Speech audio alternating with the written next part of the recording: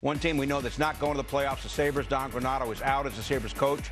Lasted 3+ years, but the Sabres failed to make the playoffs for the 13th straight season. That's the longest playoff drought in the history of the league. Sabres finished with 84 points. Last year they had 91 points. Sabres brass made the announcement today. Kevin Adams is the team GM. Anytime you are in my position,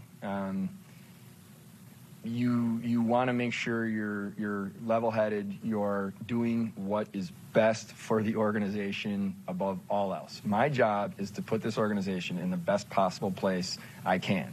And that means making hard decisions. Sometimes that's roster decisions, sometimes that's trading players, signing players, whatever that might be. These are decisions you make. And this is the decision I made that I thought was the best thing for the Buffalo Sabres. We just didn't play well enough, period. We did not play well enough. From day one of training camp, I don't think we had our standard high enough. Our expectations inside the room need to be raised, and there needs to be accountability across the board. I believe we have a talented group of players that now we need to take the next step, which is obviously getting in the playoffs and going from there. I want the next head coach to be someone that has experience and can push this group to the next level and win hockey games. And I think I have it in my mind exactly what I'm looking for, and that'll be starting today. All right, so coaching change in Buffalo. You see the stats with the league ranks suboptimal up and down the line. Lindy Ruff, guys, had a 14-year run as Sabres coach that ended in 11-12. Since then, Granato is the only coach the Sabres have had that has lasted more than 2 years. Why such a lack of stability? Why can't they get this turned around?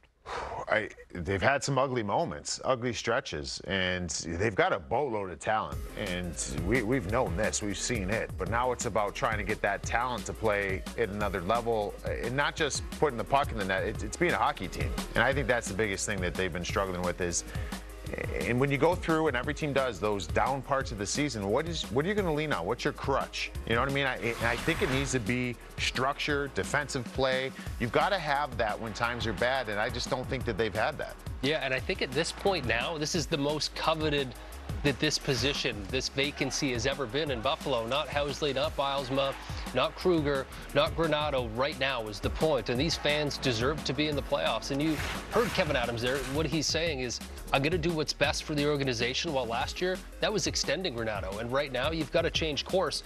To me, they've got all the offensive pieces there. You don't need to bring in more people that can score goals. But he did touch on accountability, and I think that's the biggest thing is, these guys are all not just good players now. There's some players that are great players on the Buffalo Sabres. Can you be accountable to understand that your 4 to 5 great plays don't outweigh your 3 to 4 bad plays? And that's sort of what I see from Buffalo. I know they've improved defensively. That's fine. But a lot of that stuff needs to get out of the games. There's too many easy goals scored against the Buffalo Sabres. They lack too much detail, but I will give Don Granato credit for what he's done with some of those offensive players. You see guys grow, the likes of Dahlin, the likes of Thompson, so many others, so many good young players. So kudos to him for the job he did there. But the next coach, it's about playing defense, checking. Yeah, and I think a lot of times when coaches get let go, it's, oh, that guy's not a good coach. Or, hey, listen, Don Granato went in there and he got results from a team and brought them to a different level. Now they've got to find another level, and I think that's what Kevin Adams is alluding to. Like, you've got to look at it, and you've got to be very focused at where you're at right now. And right now what they're lacking, they need more structure. They need more accountability in certain areas that maybe another coach is going to be able to get them there. What if they have an uncoachable group, a talented but uncoachable group? I mean, as we just put up there and I mentioned, you're going through coach after coach after coach, and you're picking Thomas nothing but lottery guys. Well, if that's the case, I'd assume the GM knows that. And what I will say, maybe in a better shape than anyone in the league to move guys. Because you look around the league, okay, you might move a handful of players, but what are you going to get back? In Buffalo, you could move a lot of these young guys and get a lot in return, maybe for a player that you think is coachable. So I don't know if that's the area. I think firing the coach is a sign that he thinks that group has it within itself. But if they are uncoachable and that is determined, you've got some great pieces to move things in and out. All right, you're the GM, putting you on the hot seat. You're in the seat, but I'm putting you on the hot seat. Who you hire? Oh, man. You know, I think that you want defense, you want structure, but the same tone, you've got to know what your strengths are. And so I don't want just you can't bring in just a defensive specialist coach and be like, hey, change these guys. Because these horses, they're not built that way. You've got to find a way to get them to change and to become cohesive. On that board there, and we were talking about, there's many other names not on that board. I like Joel Quenneville. I think Joel Quenneville has the ability he's one of the great coaches of all time as far as the wins list goes, and he's got Stanley Cups, and he's got that experience, and he's demanding, but he also lets their players play and lets them do what they do best. I think personally that would be a good one, because it kind of answers both sides of the defense/offensive side of the coin. What I would say to that is, yeah, Quenneville obviously would be a good choice.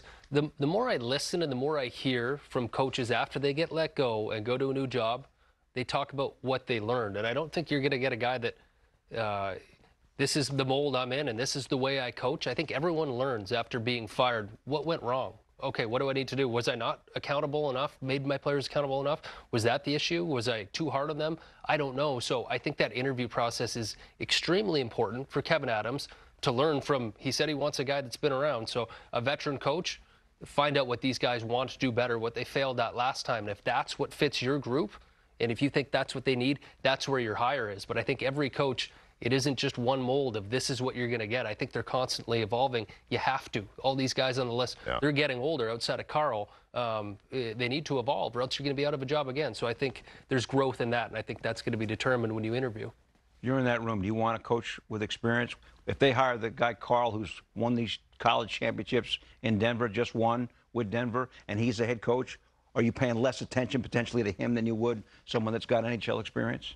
Does it matter? I mean, you'd like to think no, but you never know until you're in that room, right? Like I've seen and been on teams where coaches come in, if they don't have that cachet, it takes a while to garner that. I don't think this is a team, especially with the way the league is now. You need someone to come in right off the hop, has the command of the room, has, you know, and maybe even ruffle some feathers off the hop, you know? And it's the one thing that I always find is you don't have to like your coach, right? Like it might actually be good, like, not to like him all the time. You respect him, he respects you. That's where the key is. And I think having someone come in there and that's got a little bit of that cachet will grab the attention of the group, because at the end of the day, this team, they've got stars on this team, right? Like, and you want to get their attention. You don't want to have to take that time of trying to earn their trust. Everybody has to some degree, but you can't start at zero. You got to get someone to come in there with some cachet, I think. Yeah, I agree. And I think that's why Adam said he's looking for someone that's been around, that's a veteran.